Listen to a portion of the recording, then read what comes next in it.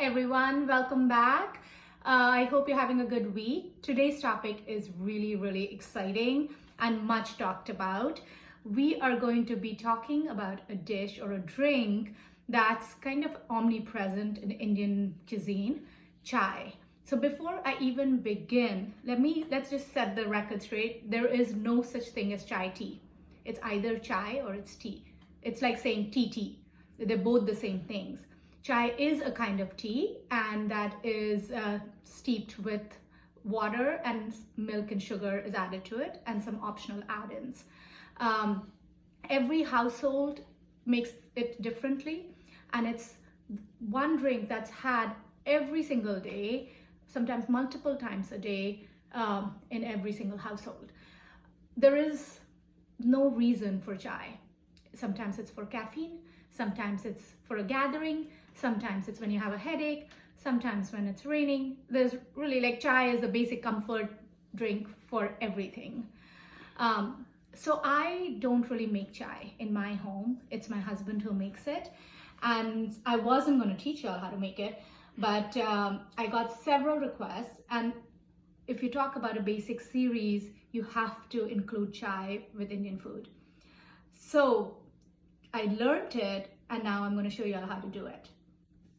So for chai, the main ingredient is the tea leaves. So we are using these Assamese tea, black tea leaves, which are going to be steeped in water and milk.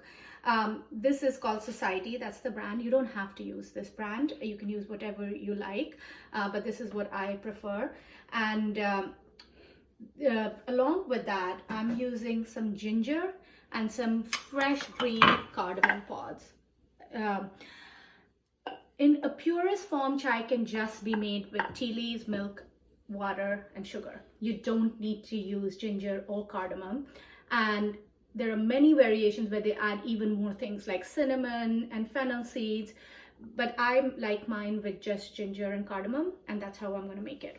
So right now in this pot, we have 2 cups, this size cup, because this is what I'm going to drink in, of water, along with 3/4 cups of whole milk. I prefer whole milk. You can use whatever kind, but it's preferred to use whole milk. You want to be careful that this doesn't boil over, but you want it to come to a boil. So stay close to it and wait for it to come to a boil. Okay, so if you look at this, it's been 4 or 5 minutes. It's coming to a rolling boil, which is what I want, and I'm moving it constantly, otherwise it will boil over.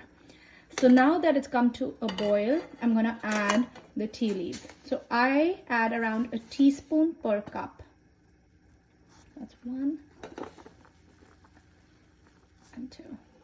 And then I'm going to be constantly stirring this for 4 or 5 minutes till it steeps in the milk and water and gets the color that I want.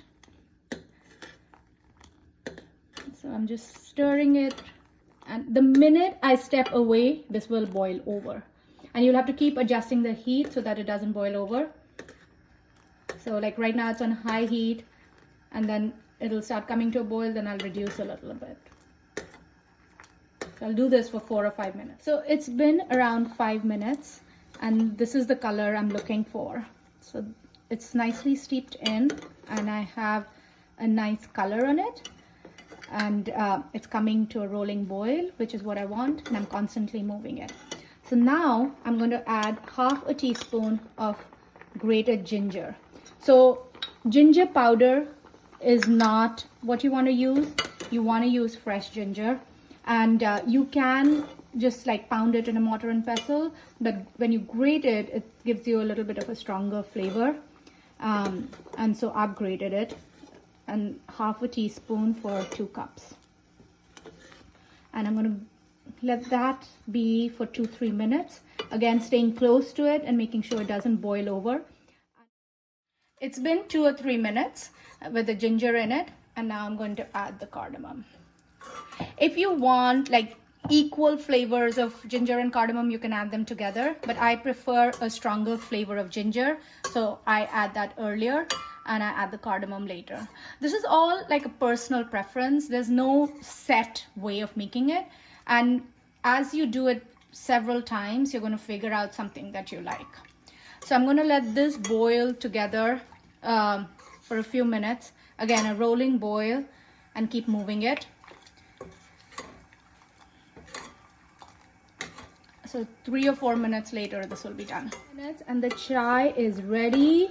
It's bubbly, and you also keep moving it to aerate it. It gives, I don't know, it changes the flavor somehow. I'm not sure what the science is, but you want to keep moving it.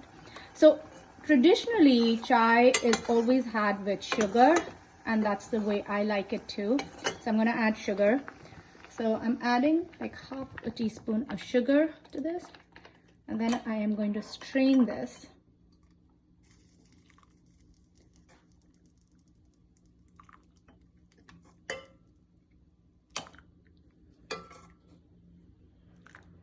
And so here is my piping hot cup of tea. I'm going to try it.